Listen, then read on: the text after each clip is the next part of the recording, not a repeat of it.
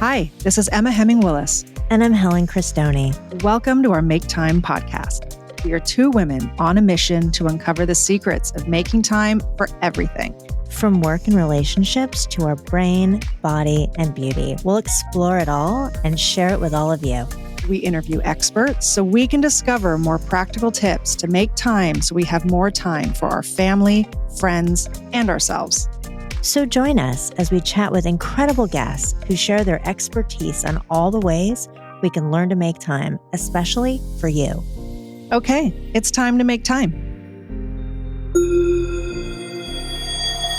Hey everyone, it's Emma, and welcome back to the Make Time podcast. Today, we're talking about something so many of us experience but don't always understand: what actually starts happening in our bodies in our 30s. Today, Helen and I talked to Dr. Florence Comite, a Yale and NIH-trained endocrinologist and a pioneer in precision and longevity medicine. In this conversation, Dr. Comite helps us understand the major hormonal shifts that can begin in our 30s and how they impact everything from fertility and weight gain to heart health and long-term disease risk. We talk about why these changes often go unrecognized, why they matter more than we think, and how becoming informed earlier can help prevent more serious health issues later in life, even decades down the road. This is such an important conversation about making time to understand our hormones, our health, and our future. So let's make time for Dr. Florence Comite.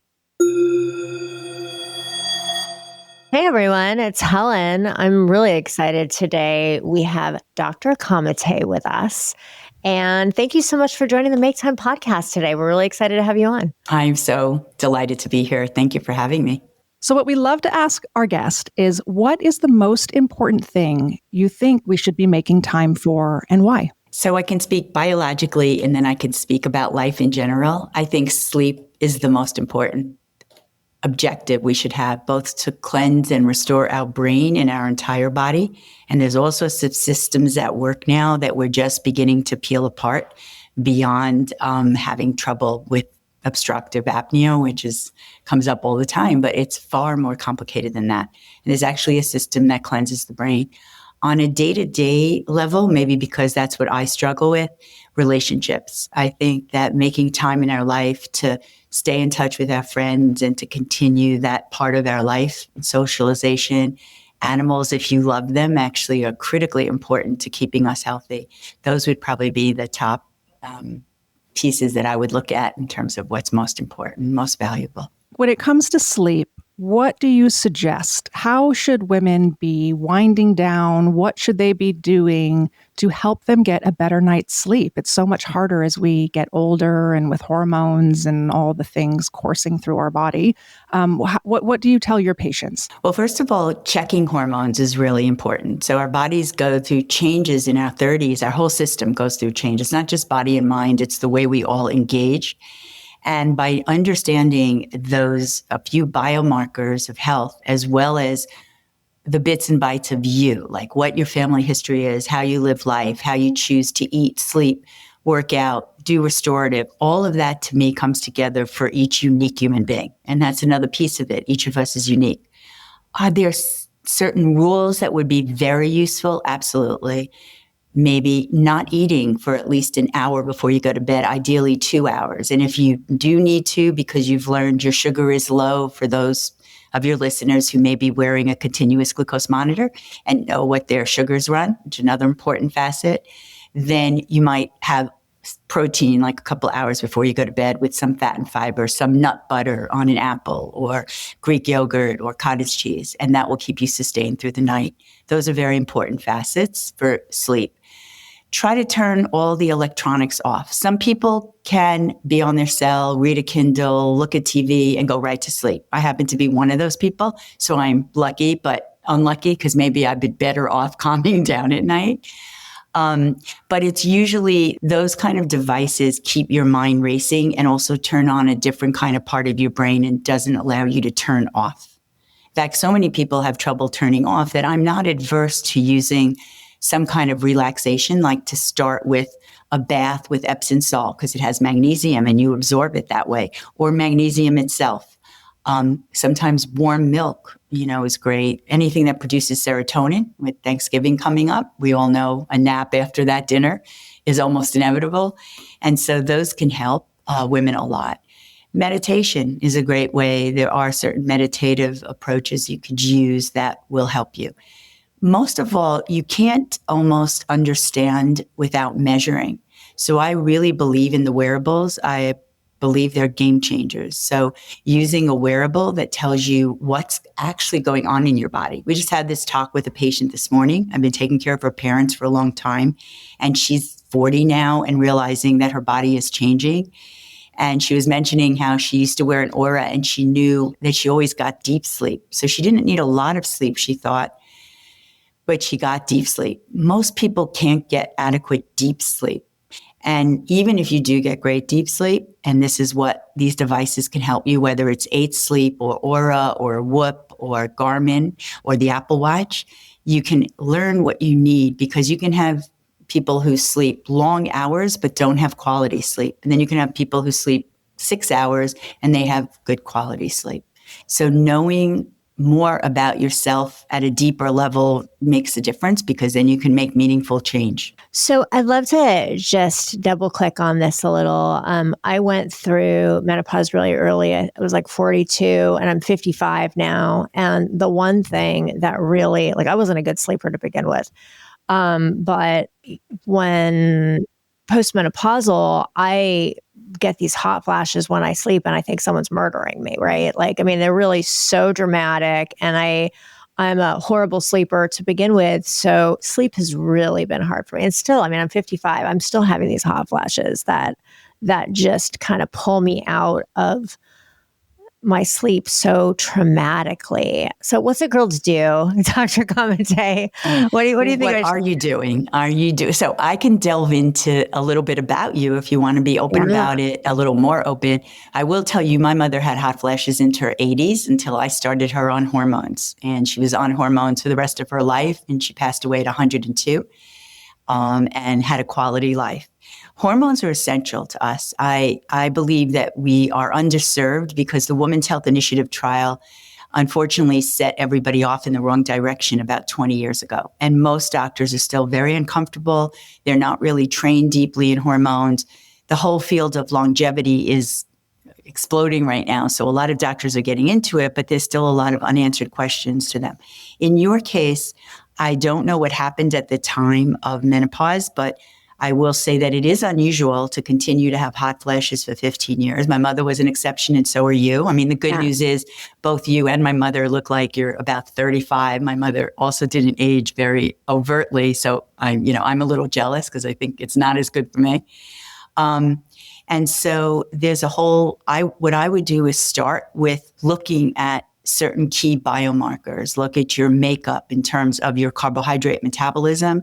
So these are getting 5, and I usually draw about 100 to 150, but 5 key biomarkers tell me a lot initially about a person, particularly if they have carbohydrate disorder, which each of us does have. It's a Darwinian facet. It's why diabetes is ubiquitous. And to me, it's why when we age, we get chronic diseases, whether it's Alzheimer's, heart attack, stroke, cancer, osteoporosis. It's all connected to the fact that we're aging. And once we hit our 30s, whether we feel it or not, decades before diseases actually are overt, our bodies are actually declining. So knowing what's going on in your body, and depending on your story, are you having a hard time falling asleep? Do the hot flashes wake you up? If it's the hot flashes waking you up, that's critical. That should be turned off. And it's very easy to turn off. I could not live with hot flashes and get any sleep. And I can sleep, you put me in near a bed and I'll fall asleep. It's not a problem. But hormones make a difference, a huge difference, because it's not just the estrogen or testosterone or progesterone in your body and all the ancillary hormones. It's what they trigger in your brain, neuroendocrine transmitters. And sometimes I start with women in perimenopause, menopause with trazodone. Have you heard of that at all as a treatment? Yeah. I think it's interesting because, when I went through this, they put me on estrogen patch, gained 10 pounds. I was like, this is not for me. And I stopped it. And so I've just been kind of dealing with it. But I think that for women lots happened in the last, 10 years in this field. So I think there's still a lot of confusion about when we're in midlife or getting to that. Where do you start? Because everyone's like biomarker, that's like, what does it even mean? If you could break it down for us, like we're getting to this age, what should we do and ask for? Well, yeah. When we go into our doctor, what should we be asking them when it comes to our blood draw? Like we need to tell them something. Maybe what might that be?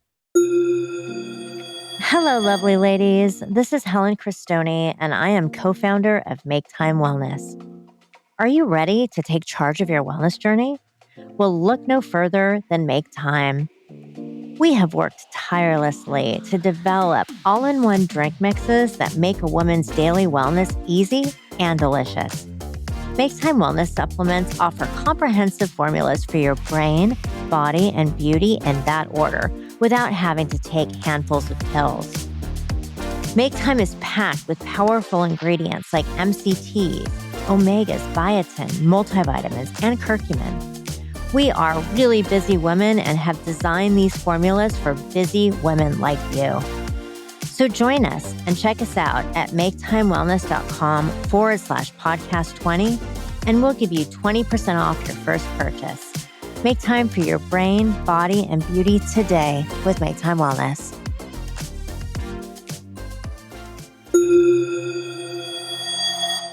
So let's focus on like 30s to 40s, maybe 50s, because I have just seen a woman from Mexico who's still cycling regularly at 57 and a half.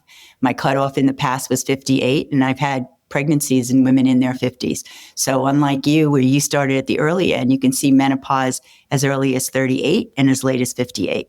So I'm waiting to see if this new patient is going to break that record. I've been taking care of her father-in-law, and he's in 90 now. I've been taking care of him for 15 years, and he still plays single tennis and runs around. So she wants the same for herself. And she's in amazing shape.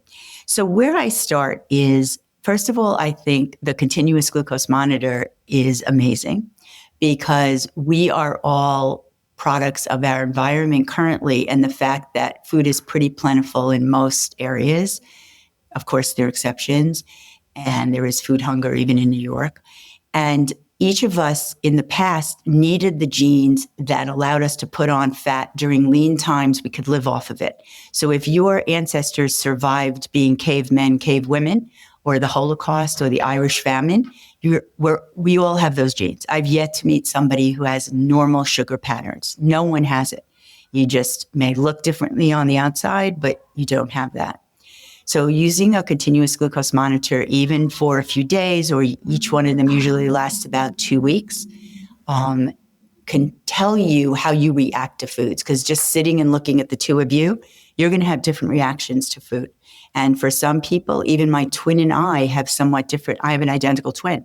So let me preface it by saying my interest in this, to dive deep into each, what I think of as an N of one, arises from the fact that even my identical twin and I are different in a lot of ways. We're the same, so much the same that some people can't tell us apart. But the way genes express themselves, and that's what's changed, that's what sleep, hormones, working out in certain ways, that's what affects the way we make choices and change the expression of genes. So you can't change your genes, but you can change the way they behave. Does that make sense? Yeah, no, 100%. So by getting these 5 biomarkers, and frankly, I like a lot more, but I think in terms of virtual medicine, which I've been wanting to practice and I've been testing, starting with 5 key biomarkers is baby steps really can make a difference. They're looking at the carb metabolism, fasting sugar, fasting insulin, hemoglobin A1C, a product of cholesterol, where we look at something called the cholesterol risk ratio, which is total cholesterol, over the good one, which is HDL, which is a predictor of longevity as well. And free testosterone tells me what I need to know to help people. It's going to actually be one of the focuses of the menopause chapter in the book that I know you've heard about, probably from Lauren, called Invincible, where I talk very deeply about what to do. Then to see what that looks like. I've had women, for example, the agent is the most recent story, who was telling me her story in her 40s. And she just went out and got a continuous glucose monitor and lost 40 pounds in the last 3 months just by learning what her body needs in terms of food and how she reacts to it. In your case, I don't know why you gained weight. I never have. Women do not gain weight on estrogen. And the reason could be is that you don't have testosterone, because testosterone starts falling by 1 to 3% in women and in men. And we have so little. It's why more women see themselves like women who are in perfect shape. Like I've never been one of them, but women who never gain a pound or two. And all of a sudden at 35 to 40, they've put on 2-3 pounds. They're not sure why. They're doing everything exactly right. It's because testosterone is decreased. And that is what usually causes weight gain, not estrogen.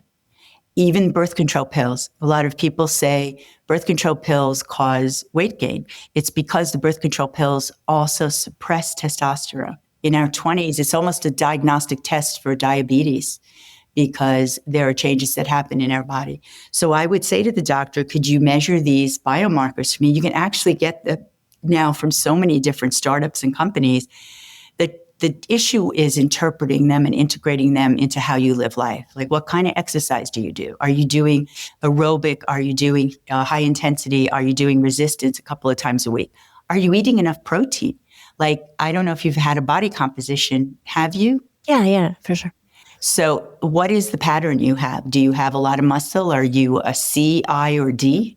Oh, I don't remember, but I know I'm always looking at body fat because that's just me. So the marker that I remember, I'm like probably like at a 26% body fat because that's what I remember. So technically you could be less than 20. Now it's taken me a while to do that because I'm not built like you. I can see you built very slim and I sort of have broad shoulders and very narrow hips. And I've never had an 18-inch waist like Scarlett O'Hara. I never understood how you span a waist. So, and so I'm somebody who's cut more like android-like, as opposed to gynecoid, which is hips. And so each of us is different, but there's no reason you have to gain weight and you'd feel 1,000% better. And frankly, sleep trumps everything else. I used to think it was exercise, food, sleep, but very rapidly, just like I see how much genes dictate who we are, including Alzheimer's, by the way, which we could talk about if you'd like. Sleep trumps everything else because of if you don't sleep well, what happens is you produce more ghrelin. That's one of the hormones that make you hungry for carbs, bad carbs like donuts and stuff. If you eat certain ways, like you start with protein at every meal and then you put in fat and fiber and carbs, your sugar doesn't go up as high. It has a more moderate effect on absorption in the body and you maintain weight and you actually lose weight. So the 3 things women at perimenopause and menopause might want to focus on is how to work out correctly, how to sleep well, and how to eat in a way without dieting, which I think is a bad word in some ways because there's no real one way to diet. It's eating the right combinations of food and trying to stay, within a certain amount of protein, which I believe should be between 1 and 2 grams of protein per kilogram per day, or 1 gram equivalent to, since a kilogram is 2.2 pounds, you might cut this out, it might be too technical, but a kilogram is 2.2 pounds. And so you're talking about half of your body weight in protein. And if you work out a lot and do a lot of resistance, then you need a little more. Wow, that's a lot of protein. I have another question. So, you go in, you get your biomarkers done, and, you can't open a social media page or an article without hearing everyone talk about their HRT. So when someone goes in and they get their biomarkers done and you're going to put them in some sort of HRT regimen, what can that consist of? I know everyone's different, but what can that consist of? Okay, so HRT is commonly hormone replacement therapy. I stopped using that term 25 years ago when I started women's health at Yale. Oh, good. Okay. Because we're not Mother Nature. I can't replace hormones in the way reproductive or women until menopause and perimenopause are ovulating every month. They, usually it could range from 21 days to 36, but still be fine. So I believe in hormonal optimization and I believe in risk benefit. So you have the balance.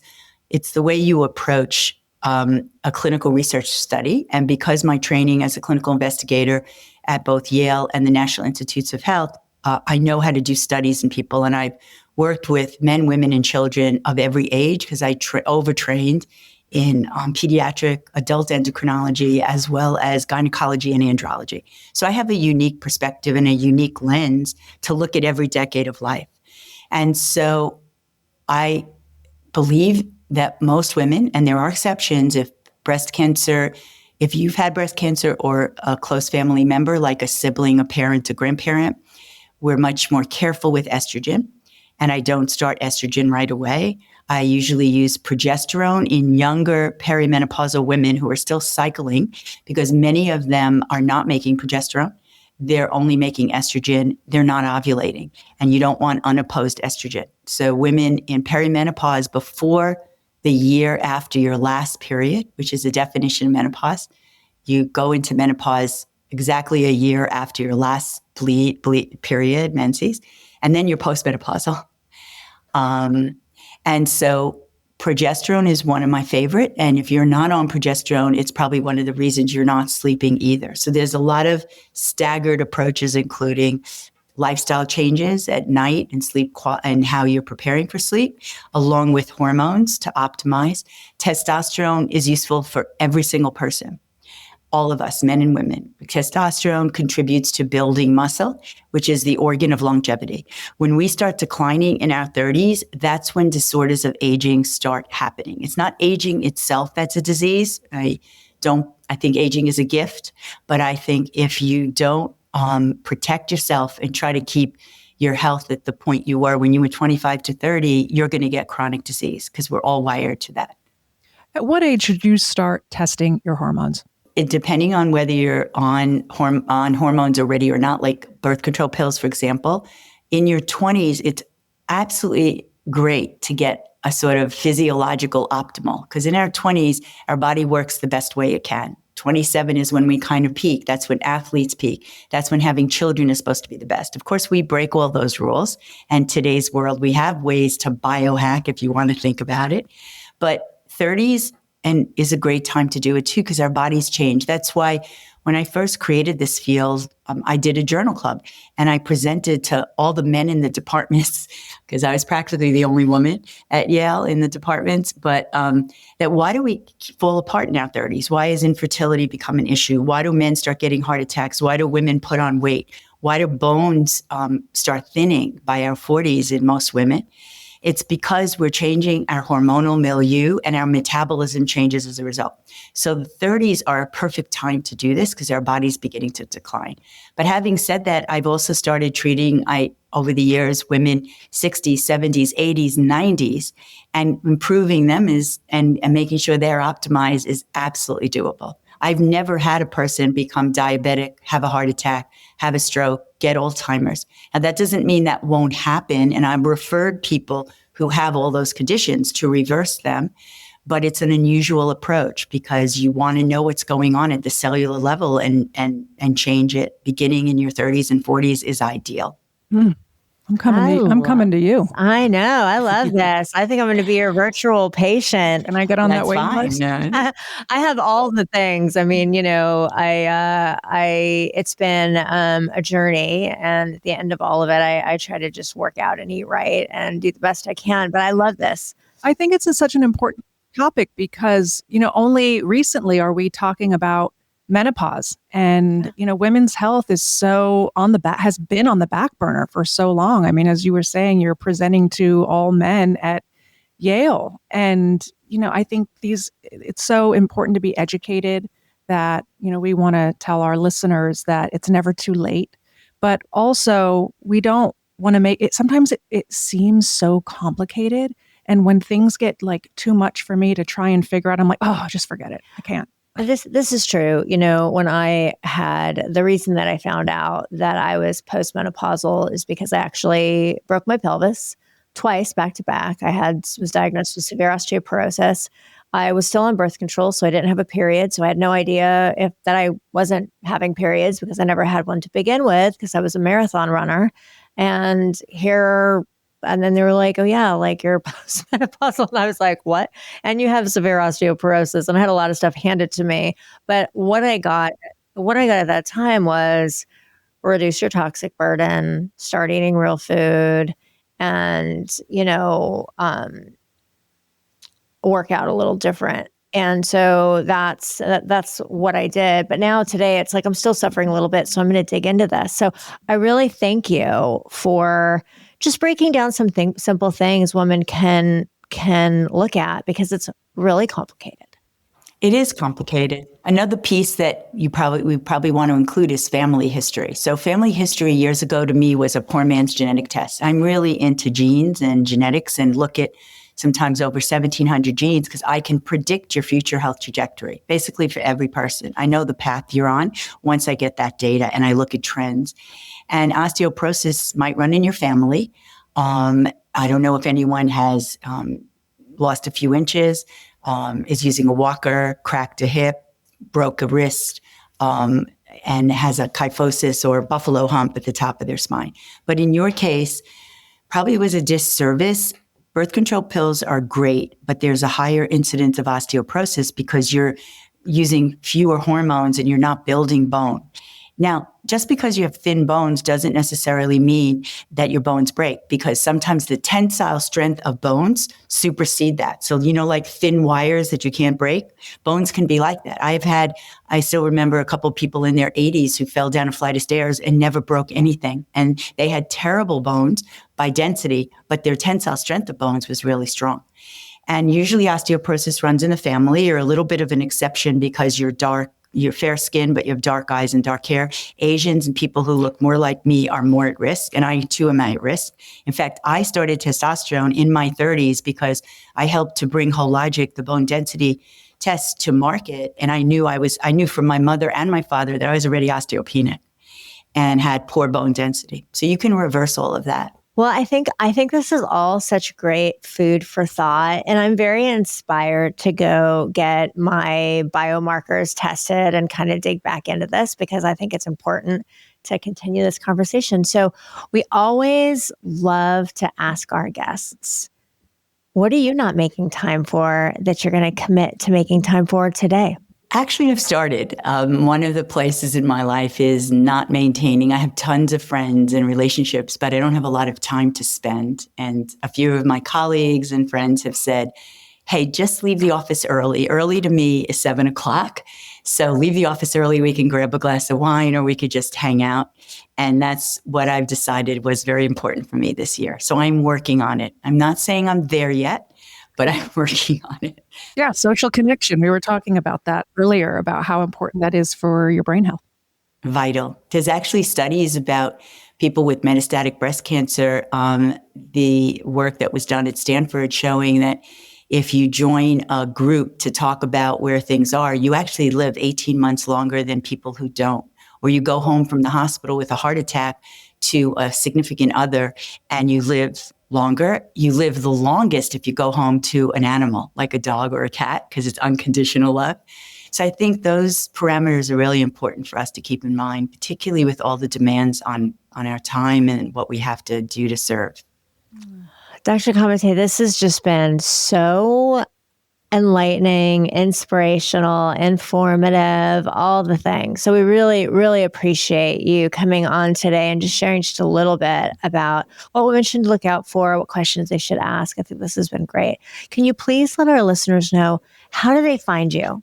So probably the best way to find me is to listen, to follow me on Instagram at Dr. Florence Comite. And also I'm on LinkedIn and Facebook. I also do a podcast. I've had a little break from it because of the book, but it's called Healthy Longevity with Florence Comite. They can look at my website, which is comitemd.com, and learn about how we think and why we do what we do. And for you, if you'd like, I feel bad that you're not sleeping. It sounds like you've done a lot to try to keep your health. But if you want to send me your numbers, I can give you, if you've done in any kind of lab test, I can read into it. It's sort of the superpower I've been told I have, although sometimes I think it's not a power, it's a curse because I work pretty hard.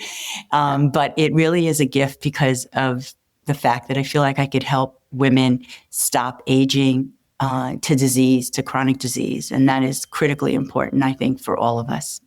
Thank you so much for doing what you're doing within the women's space and being able to educate us. I think what you're doing is really powerful and important. Thank you. That's really kind of you. Thank you for coming on the podcast. Thank you. Thanks for joining us today. We hope that listening to our podcast has empowered you to make more time for yourself. So please remember to subscribe and share with a friend who could also use a healthy reminder on the importance of making time. Make sure to tune in as we will continue to have incredible guests that will share their Make Time tips on our upcoming episodes. Come say hi to us over on @MakeTimePod on social media or visit us at maketimewellness.com. Until next time, make time.